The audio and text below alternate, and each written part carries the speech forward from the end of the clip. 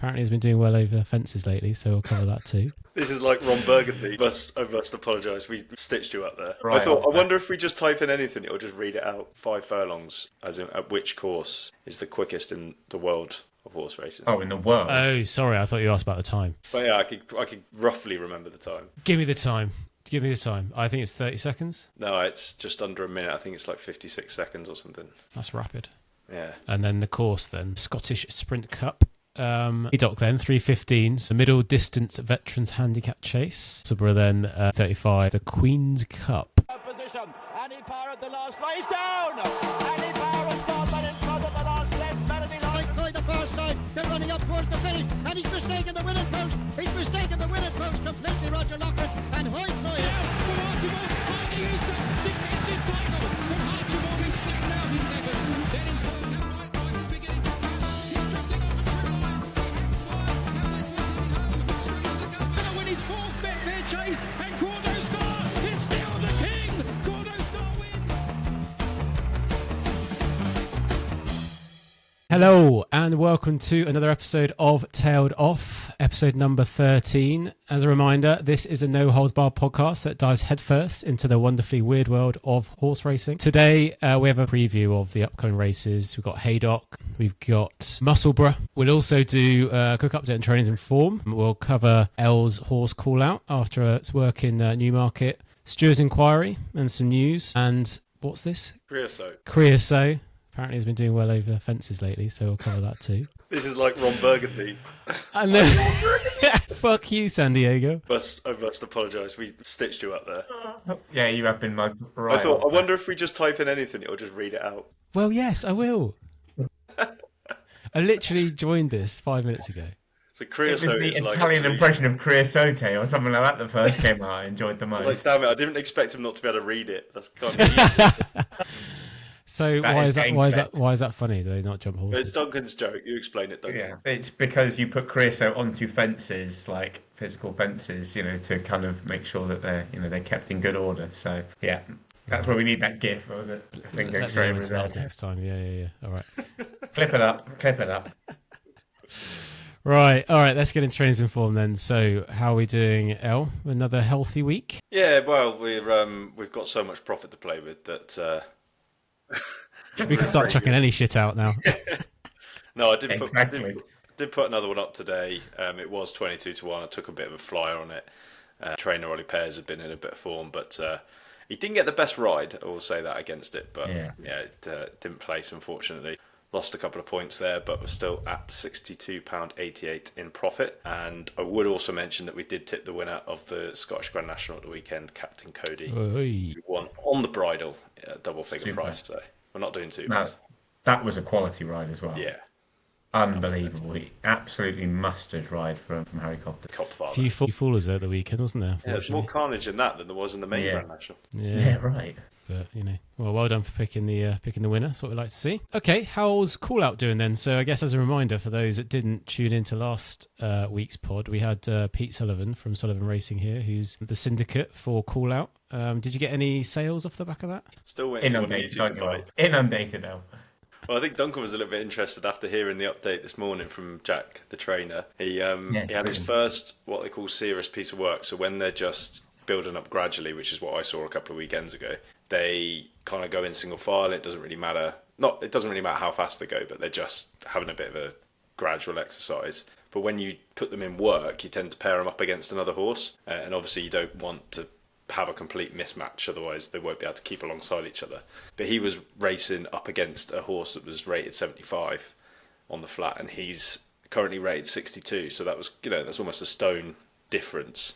And from what Jack said, right at the end you could see he didn't quite maintain it up next to the horse, but he ran pretty comfortably alongside it for quite a long way. And Jack said he would have needed that piece of work because he still isn't fully fit. So that got us all a bit excited that if you can lay up with a 75 rated horse for 3/4 of a gallop, he's potentially a little bit thrown in on his handicap. Hello. And so did he give an indication of how many weeks away? Well, there is race Bank Holiday Monday in May, not this one coming.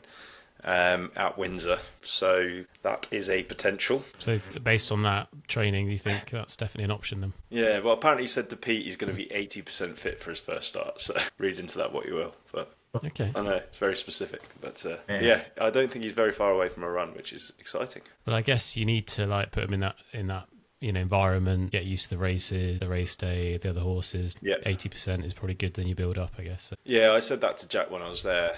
Like, how straight would you get one for the first start? And he said he would never have them fully tuned up. He would. A lot of trainers are like that, because if you think you're starting at the start of a season, you want to have a horse still in a few months' time. If he is fully tuned to the minute for its first run, does his absolute best, but then kind of leaves the season behind. Yeah. Much better to build them up gradually, and you can have a longer season with them that way. Yeah, nice. All right, well, we'll play the video of that.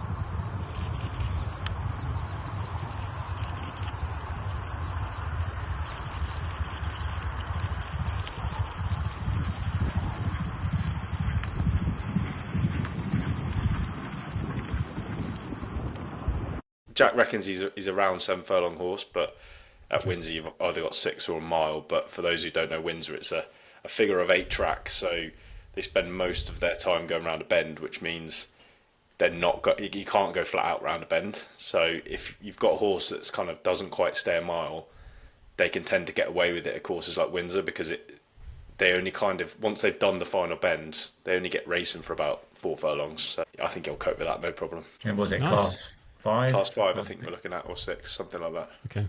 Oh yeah, I was going to say, like, what do you think the rating of the other horses will be in that class 5? I think the roughly? banding of the race I was looking at was 0 to 65. So Okay. he's So it'll be 62, near the so it'll top. be nearly top weight. So this is quite interesting. When you've got a horse, you're like, okay, would I rather go in a lower quality race and be nearly top weight, or would I want to go for the next class up and be nearly bottom weight? But then you could be you're running against like 75 rated plus horses, and they're going to be much harder to run against than Tough start kind of as 60s, well. yeah. I was going to say you're better off running surely in a lower class, especially at first time out, because if he does have potentially some in hand, based Bags on in hand. today's performance, then it could be a good start. Nice. Well, yeah, keeps updated. Fingers crossed for Windsor. Good. Well, let's get on to Stewards Enquiry. Ding dong. So what happens at the photo finish? Stewards Enquiry. So, Elle, you raised quite an interesting, we'll put the picture up now, quite an interesting picture. You thought that was me originally, Duncan, so thanks for that. I did. That's why I do most of my training on the bike, is next to the urinals. In men's bogs. But Elle, yeah, what are you saying about this? Yeah, I saw this in the race post last week. So they did a special report. I mean, it's something I've been aware of for a while, because you often hear sort of talked about in the media a little bit, and quite a few jockeys are on Twitter, so they will post sort of pictures now and again of basically their change rooms are known as the weighing room in jockeys language, and they always have a facility at every racecourse for them to get changed into their silks. They've got the valets in there kind of cleaning their kit and boots and stuff, and generally just getting ready for the races. And so it's quite an important area. Like any sportsman or woman, they need good facilities to shower in, change and get ready in, etc. Hopefully there's food options, and there used to be saunas and stuff in there for them to prepare. But as you can probably tell from when you've been around the country, different racecourses, some of them are so old, so outdated, and actually it's becoming a recurring theme where racecourses, in a tough climate, are trying to save costs and stuff, and it always is like the last thing to ever get updated. So you might get the new kind of bars and restaurants have all the money and stuff, all the owners' enclosures, but the jockeys' facilities seem to be completely marginalised. And this special report they did, they dug up quite a few kind of shocking photos, but the one we'll post is probably the most kind of eye-catching, because this poor jockey who did win the Champion Hurdle at the Cheltenham Festival this year has to put up with going on an exercise bike next to a set of urinals and traps, so can't get that optimum elite sports conditions. And the female changing room situation is like 10 times worse, because they all used to have all the women had to get changed the same place as the men. And obviously there was a fairly famous case a few years ago with Bryony Frost accusing one of her fellow jockeys of bullying her, and apparently he like flashed her and said he was going to do stuff to her and that sort of thing. So really the women should have their own changing rooms, but because that's again doesn't exist, that's extra cost for the racecourses. They're often like literally being propped up in like glorified broom cupboards and kind of overhang from the kitchen storage and stuff like that. And I saw like some washing machines were next to the showers, so like complete electrical fire risk. And it's just like I just saw this and I thought this is just not on in 2025. No, it's not. Like you say, if they're putting money into other parts, just to have a little room for the jockeys. Please tell me that wasn't like the main toilet that everyone goes into as well. I'm pretty sure it is. Not as in like as in that's the jockey's toilet. The jockey's toilet, yeah. It's not like the public one.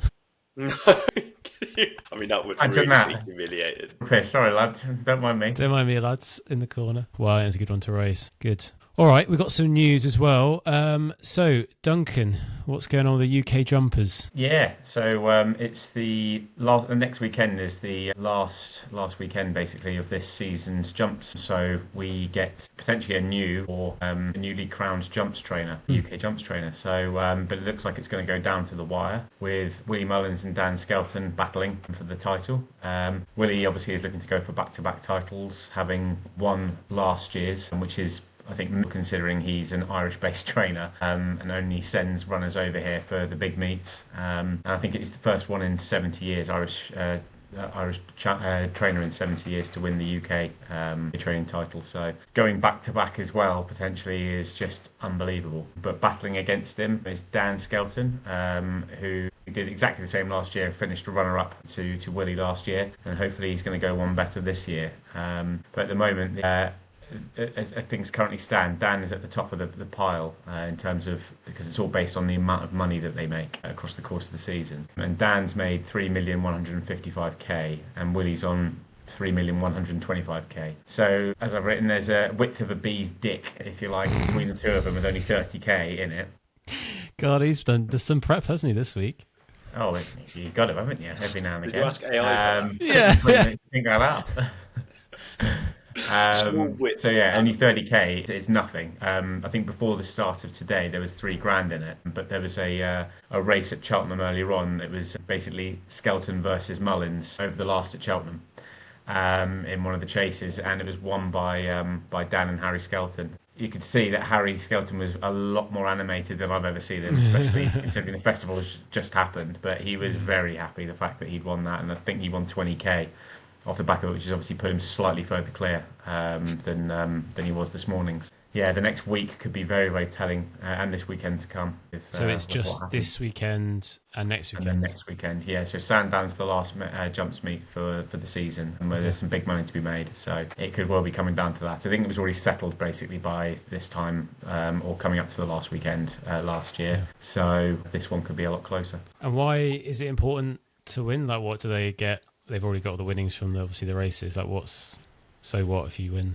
It's just like obviously very, very prestigious as well. Obviously being going through that the whole season, and you're named the UK jumps trainer for the year. Paul Nicholls did it for God knows how many years. Dan Skelton obviously used to be his kind of number two, and then went out on his own. You thought he was going to win it last year, and then Willie just cleared up across Cheltenham and then Aintree and so on, and took it from Dan at the last kind of knockings, and it looked very much the same thing was going to happen this time when they went to Aintree. He was $1 million behind, and then all of a sudden in one race, Willie made up 840,000, and he's clawed more money back again from last weekend with the Scottish National. He was only 3,000 behind until today. He's now kind of down, moved out to 30,000, so there's still plenty of money to be won. So it really will go down to hopefully the last weekend with any luck. Willie's going to be sending horses to Plumpton of all places at the weekend. Hello, that's around the corner for me. I know, get yourself there, Matt. Get yourself there. It's actually one on Monday. Yeah. That's where he's going to be. Get involved.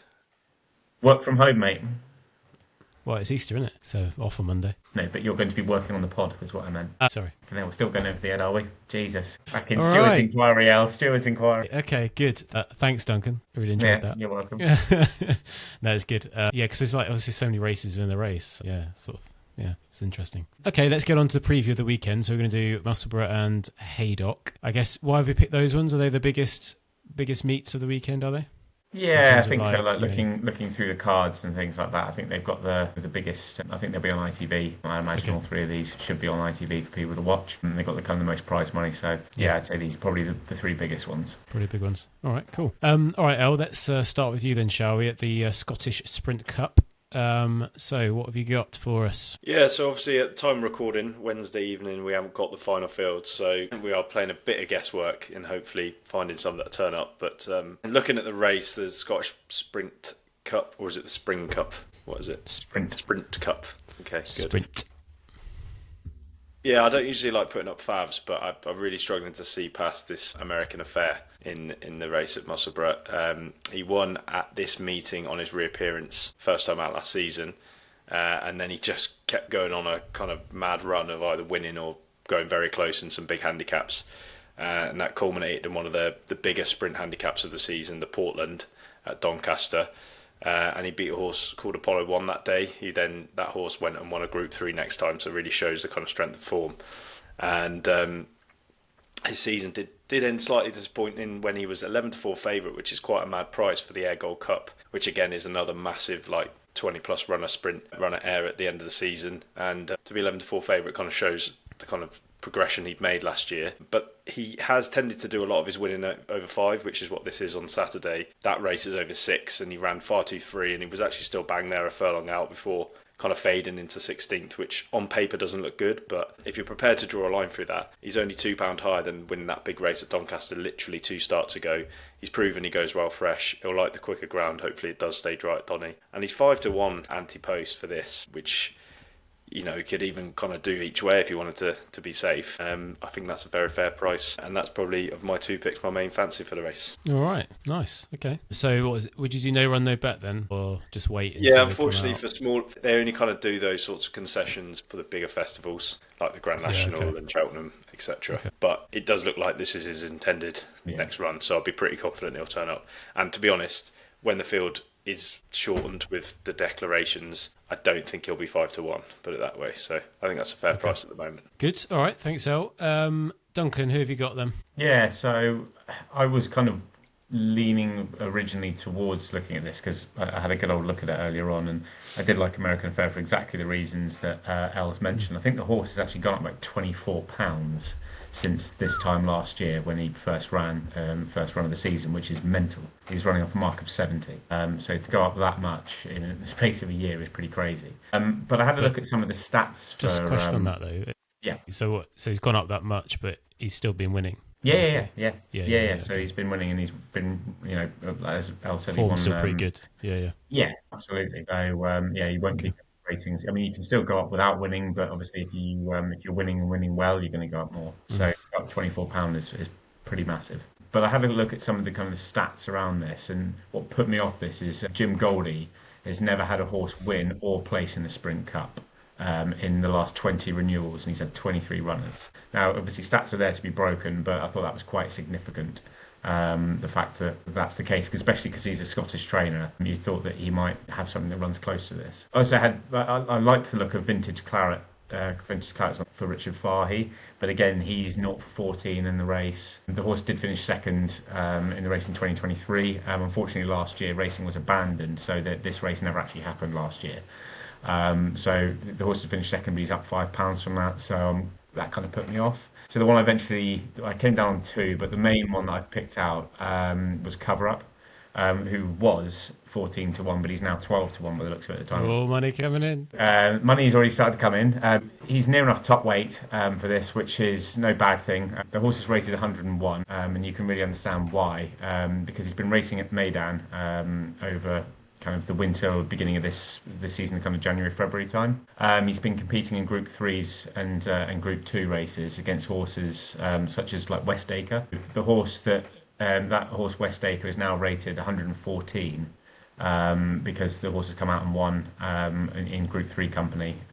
He's obviously kind of clearly head and shoulders from a ratings perspective above this group. That plus Osa Murphy's already been booked to ride, being obviously a top jockey, so that's obviously another good sign if he's been jocked up for it. The horse is obviously fit because he's already been running, so it's not like he needs like a pipe opener or anything like that.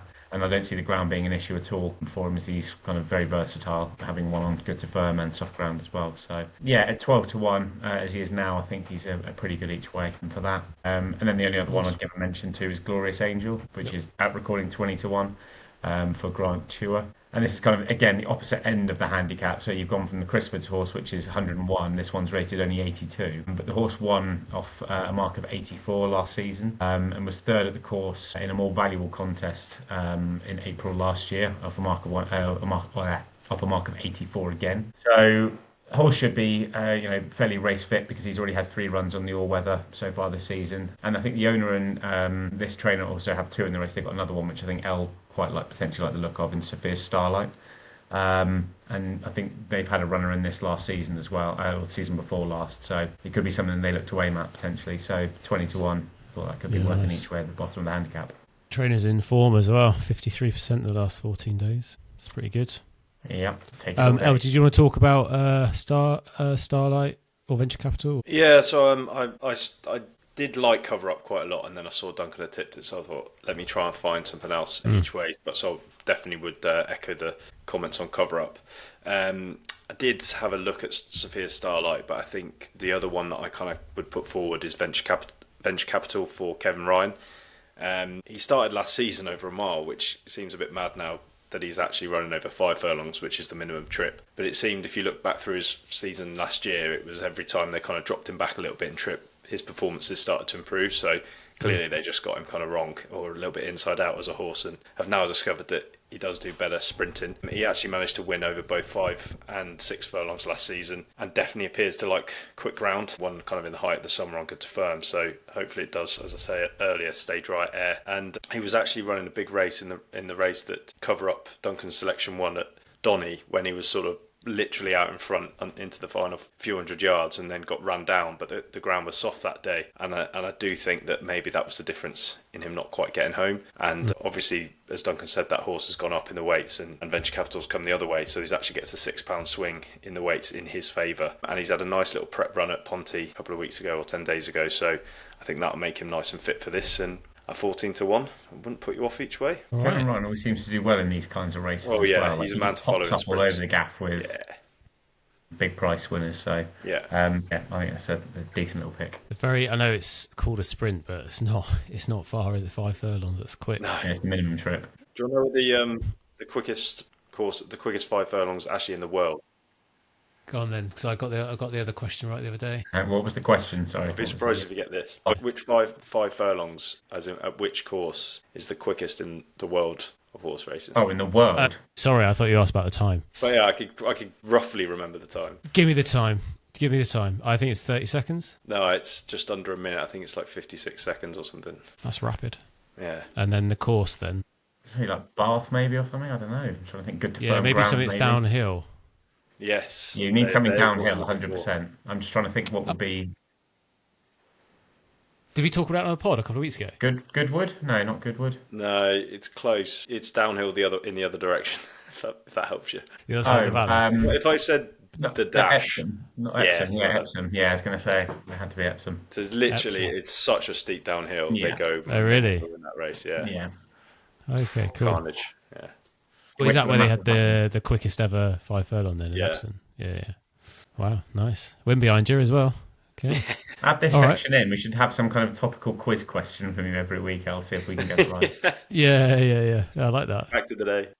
Yeah. All right, cool. Let's get on to Haydock then, 3:15. So what's this one? The Middle Distance Veterans Handicap Chase. Let's start with you, El. Who have you got? Yeah, so I look forward to seeing Duncan's face when I start going through this one. But I'm going to take a chance on Flicko Voyo because he used to be... he was an absolute hype horse when he was trained by Paul Nicholls. I'll never forget listening to the Final Furlong podcast a few years ago, and they used to get Harry Dirham on, who obviously is now a trainer in his own right, but was assistant to Paul Nicholls, and they kept asking him for one to follow, and he just kept saying this horse does incredible things at home, but he just never seemed to do it on the track. He did eventually in his later years start to kind of put the odd win together, but eventually Nicholls has given up with him and has chucked him on the scrap heap, and he's been picked up by a very rogue trainer in Henry Hogarth. Wouldn't have many horses.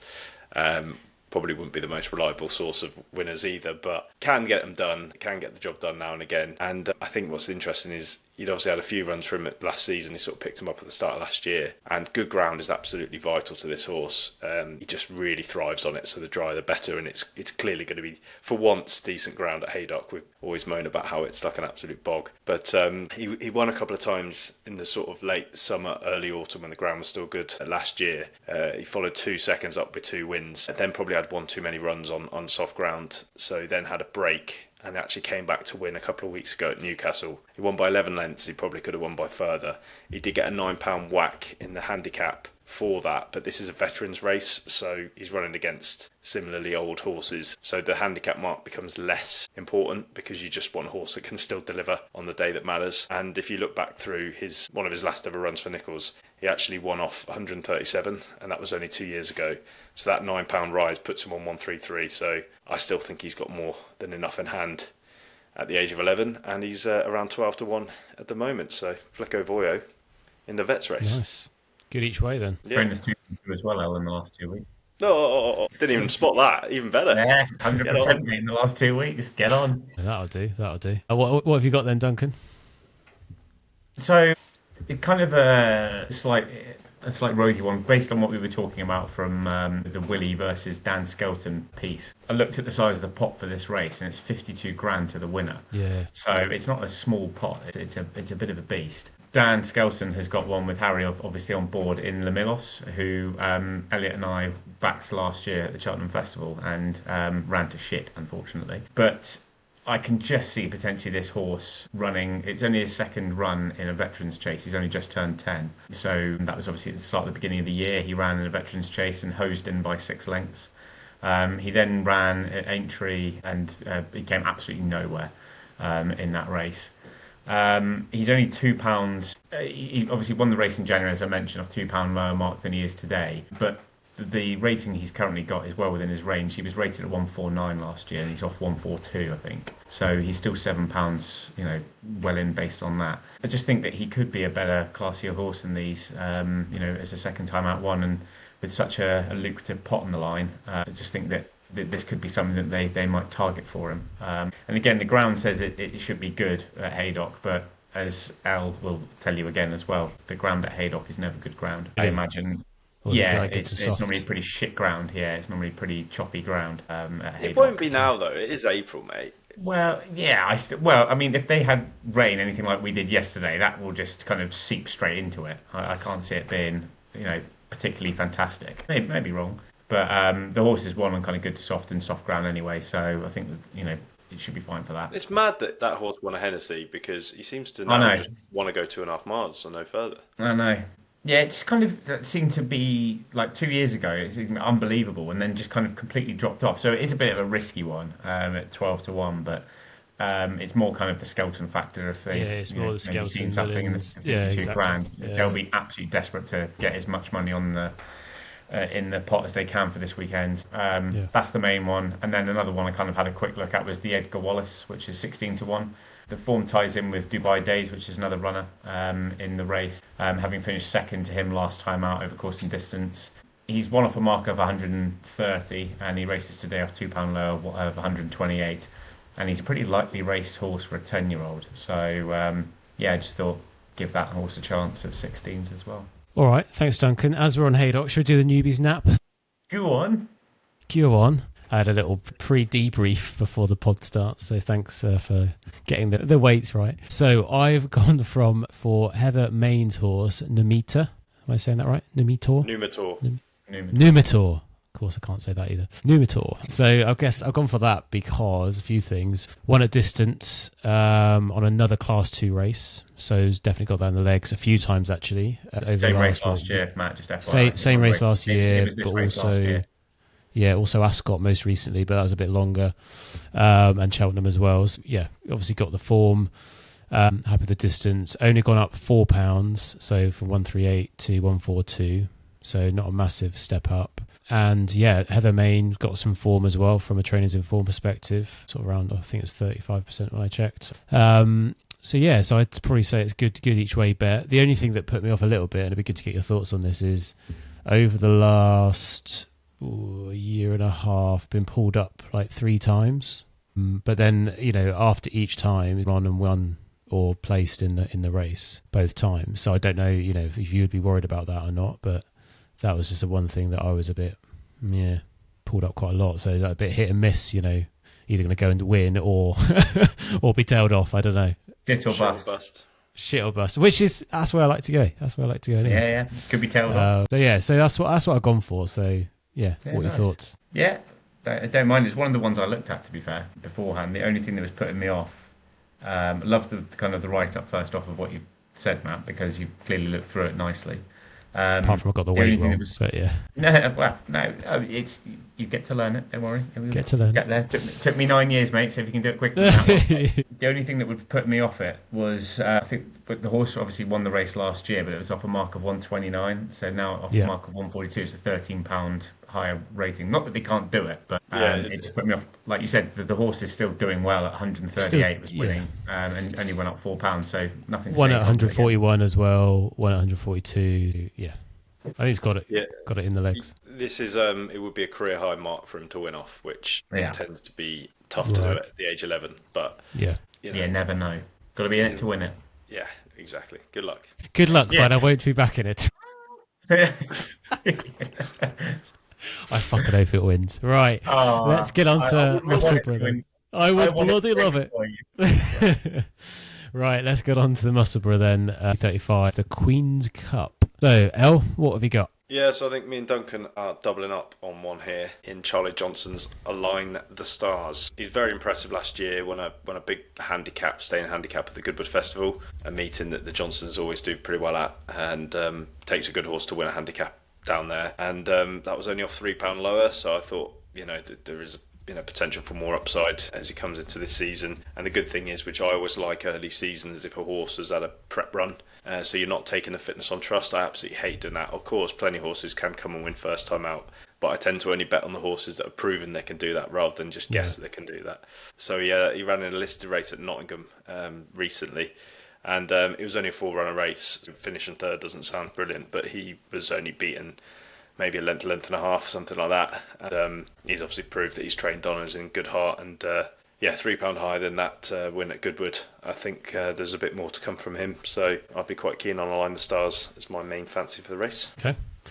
Okay, good. Duncan, you've got a few outsiders, or you've got a main fancy? So again, Align the Stars, very much what Al said. The horse he came third to last time out in Nottingham 10 days ago was a horse Al Qareem, which is rated 112. So this horse is rated 101. So to only come 3/4 of a length off and be rated £11 worse off is no mean feat. So hopefully there's still some left in the locker there. So I think at time of recording it's 8-1. So I think that is, as I said, I think that's a pretty decent bet. The other one I liked, and I always love this angle with horses, ones that have gone and won the race in previous years. The Wise Eagle, time of recording is 10-1. So he won the race in 2023 off a mark of 98, pulling clear with Alan King's horse Metier. And he's got some good form since, most recently a second at Newcastle over 2 miles, only going down by half a length in that. And that horse has then come out and won again since at Lingfield, and is now rated 104. The trainer is 3 from 7 currently in the last 2 weeks, so he's got a pretty decent strike rate at the moment. And they're clearly targeting this horse at this race again. He's slightly up in the weights compared to where he was last time out when he ran in this. I think he's running off 101, so he's £3 up, or 102, so he's over £3 or £4 up. But because he pulled so far clear with the horse last time out, still think he could run well at 10-1, a decent each way bet as well. So now rated 104, did you say? I think he's 101, 102. I may have got that wrong. Okay. I should have written it down on here. But he was rated 98 when he won it in 2023. Nice. Okay. But so he's up slightly from that, but he was pretty far clear of the third place horse. Yeah, rated 103 at the moment. Sorry. 103. Okay. Nice. Yeah. He's had a prep run as well. So he ran 64 days ago over the jumps, so you hope he'd be in decent nick fitness-wise for it. All right, so you both got the Align the Stars. You got Wise Eagle. El, you got another one, a little cheeky outsider. I thought I'd throw one at the board. The old Rogie Bear. Exactly, we do love a Rogie Bear. Yeah, a horse I like more of an each way selection is Robert Johnson. for good old Tracy Waggett. Used to be with Phil Kirby, the horse, but joined Tracy's stable about midway through last season. Obviously had a couple of runs to sort of get used to it and get it fit and stuff, and then it just sort of took off really. He nearly actually won at Musselburgh for her towards the end of last season, closing all the way to the line, and just finished second in September before then going on to a much bigger race, the Cesarewitz trial at Newmarket, and again sort of clawing down the leaders late on and getting up, and that was only off £3 lower. And this is another horse that's had a nice little comeback. It was only 8 days ago last weekend at Newbury, so might be a little bit close together. But I think there's definitely more potential in its handicap mark. As I say, just £3 higher today or for Saturday than he was for that big race win at Newmarket last season. Maybe only slight concern is that those wins were at distances over 2 miles, which is pretty rare on the flat. And this is a mile 6, and Musselburgh is what they call a sharp track, so quite tight. And suits snippier, faster horses rather than those that just like a long galloping track to aim at. So maybe that would be a slight thing against it. But at 20-1, I think he's a knocking each way bet. Robert Johnson. Nice. Good. Got a £3 claimer on as well, Al. So that £3, I guess, is null and void, is it? Say that again. So you mentioned that when he was £3 higher last year in the Cesarewitz trial, but he's got a £3 claimer on board in Aidan Brooks. So I assume that basically puts him back at the same weight then. Yeah, but Aidan Brooks always rides it. So is he always riding them? Fair enough. it's kind of, neither here nor there. All right, awesome. So the penultimate weekend for the jumps as well. So, yeah, interesting to see what happens. Well, that's all we have for today. I was just thinking, what about next week? I like your idea, Duncan, of us or Tailed Off versus AI doing the old picks and seeing what comes out top. But I guess let us know if you've got any ideas, guys. Thanks for tuning in for another episode of Tailed Off. Let us know what you're liking about these pods. If you're liking them, please share, drop us your questions, drop us your comments, and make sure you subscribe so you don't miss an episode. So watch us on YouTube. You can listen to us on Apple, Spotify, and then message us on tailedoffpod@gmail.com. And then we're also on Instagram, TikTok, and X. So cheers, guys, for another episode. Until next time, have fun out there. Race hard, race smart, and try not to be tailed off. Cheers. Cheers, guys. Position. Annie Power at the last flies down. Annie Power has gone but in front of the last left. Melody Light by the first time. They're running up towards the finish, and he's mistaken the winning post.